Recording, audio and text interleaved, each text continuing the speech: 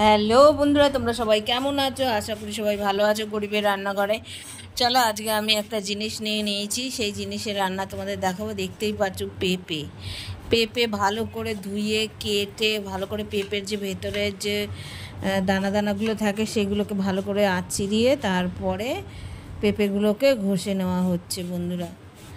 চলো তাহলে রান্নাটা করতে থাকি। আর এইখানে দেখো, ইলিশ মাছের মাথা আর ইলিশ মাছের তেল নিয়ে নিয়েছি। এগুলো ভাজা হবে। নুন হলুদ দিয়ে দিচ্ছি তার আগে।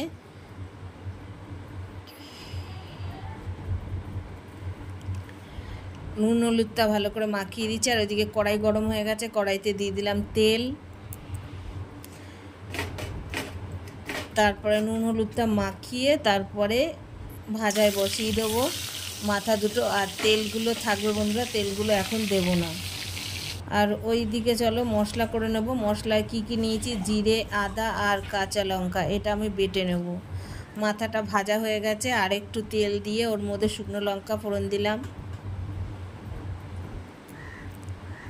তারপরে সর্ষে ফোড়ন দিলাম। তারপরে তেজপাতা দিয়ে দিলাম বন্ধুরা। তারপরে দিয়ে দিলাম মশলাগুলো, টমেটো কাটা আর যে আদা জিরে লঙ্কা যে বাটাটা ছিল, মশলাগুলো তেলের উপরে দিয়ে দিলাম। দিয়ে ভালো করে নাড়িয়ে চাড়িয়ে কষাতে থাকবো বন্ধুরা। এবার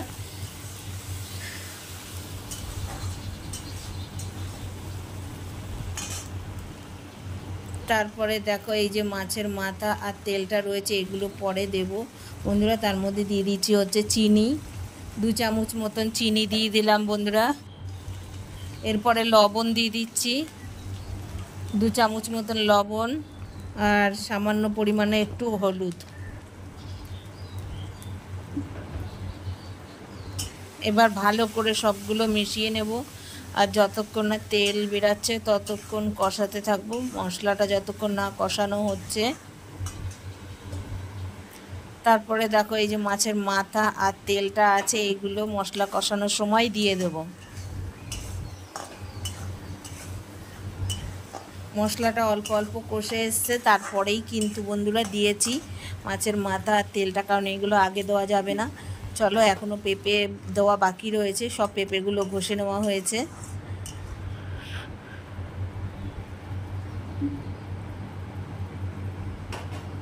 দেখতেই পাচ্ছ কেমন চারি সাইড দিয়ে তেল বেরিয়ে আসছে। এইবার পেঁপেগুলোকে দিয়ে দেব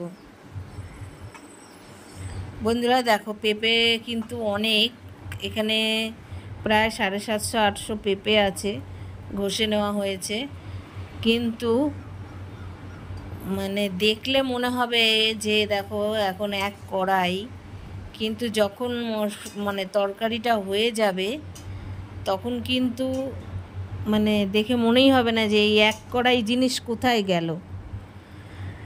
মনে হবে যে রাঁধতে রাঁধতে মনে হয় কেউ খেয়ে নিয়েছে। যাই হোক, এখন তো তোমরা দেখলে বুঝতেই পারছো আমি কি রান্না করছি। পেঁপে দিয়ে ইলিশ মাছের মাথা দিয়ে ঘন্ট বন্ধুরা, খেতে খুবই সুস্বাদু। দেখো, পেঁপের কিন্তু কোনো আলাদা করে স্বাদ নেই, তাকে সুস্বাদু বানাতে হবে রান্নার কায়দায়। তার জন্য এভাবে রান্না করে পেঁপে খেতে পারো। যারা যারা পেঁপে অপছন্দ করো তারা তারা খেতে পারো এভাবে। তোরা তোমাদের কাছে আমার ভিডিওটা পুরো দেখার অনুরোধ রইল। স্কিপ করে কেটে কেটে ভিডিওটা দেখো না। তোমাদের যদি ভালো লাগে অতি অবশ্যই বানিয়ে খেও, আর পুরো ভিডিওটা দেখো। যারা এখনও আমার চ্যানেলটাকে সাবস্ক্রাইব বা ফলো করোনি অতি অবশ্যই করে দাও। আর বন্ধুত্বের হাতটা বাড়িয়ে দিও, পাশে থেকো। তোমাদের কাছে এইটুকানি অনুরোধ। অনেক কাউকে দেখছি যে তারা সিলভার বাটন পেয়ে যাচ্ছে, দেখে মনটাও খারাপ হয়ে যাচ্ছে। কারণ এতদিন ধরে ভিডিও করছি, কিছুই করতে পারছি না, করেই যাচ্ছি ভিডিও। যাই হোক, মশলাটাকে সব মিশানো হয়ে গেছে পেঁপেটার মধ্যে। এইবার আমি ঢাকা দিয়ে দেবো বন্ধুরা, একটা চাপা ঢাকা দেবো। আর এর ভেতর থেকে বন্ধুরা জল বেরোবে।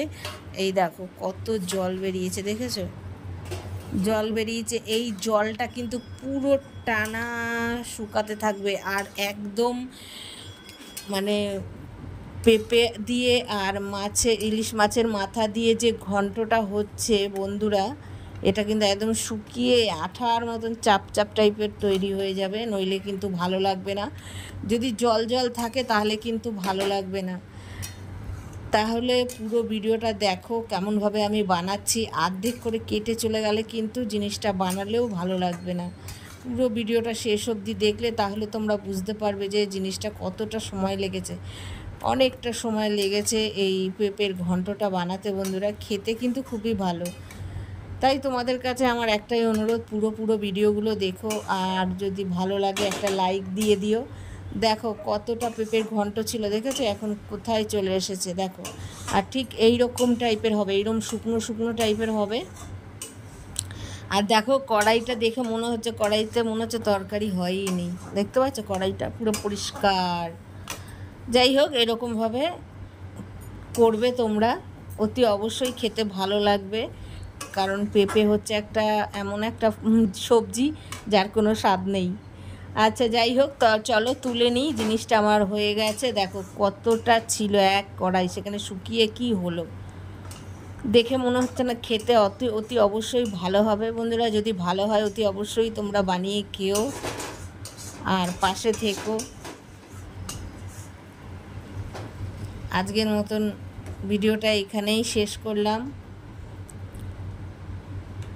আর দেখো ভালো করে গুছিয়ে নিচ্ছি যাতে দেখতে ভালো লাগে আর খেতেও যাতে ভালো লাগে।